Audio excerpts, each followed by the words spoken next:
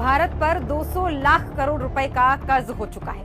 2014 में हिंदुस्तान पर सिर्फ 55 लाख करोड़ का कर्ज था, जो अब मोदी राज में 200 लाख करोड़ रुपए तक पहुंच गया है। मोदी सरकार में भारत पर साल दर साल कर्ज बढ़ता जा रहा है।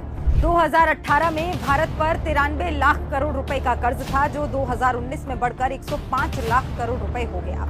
2020 में 121 लाख करोड़ रुपए, 2021 में 138 लाख करोड़ रुपए, 2022 में 156 लाख करोड़ रुपए, 2023 में 171 लाख करोड़ रुपए, 2024 में 185 लाख करोड़ रुपए, 2025 में 200 लाख करोड़ रुपए।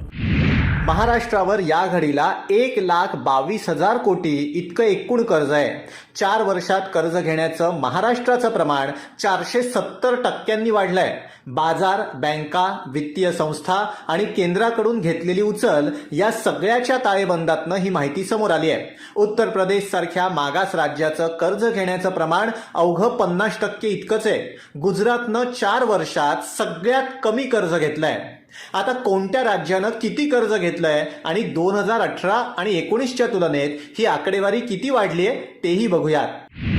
2018-19 मध्ये महाराष्ट्रानं 26,026 कोटींचं कर्ज घेतलं होतं।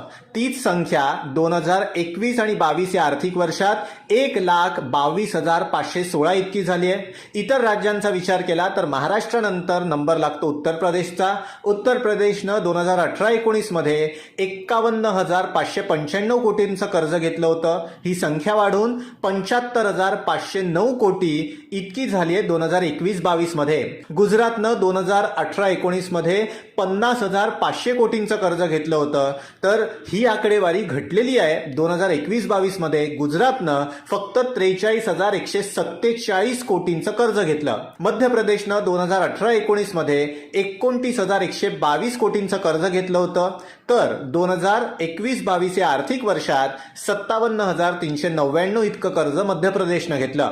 हरियाणानं 2018-19 मध्ये 33,760 कोटींचं कर्ज घेतलं होतं। हीच संख्या 63,258 झाली आहे 2021 आणि 22 मध्ये।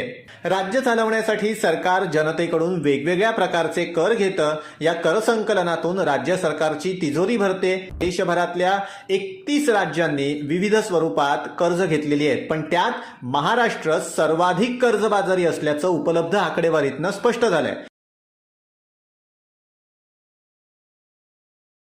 सर्व छान चालले आहे।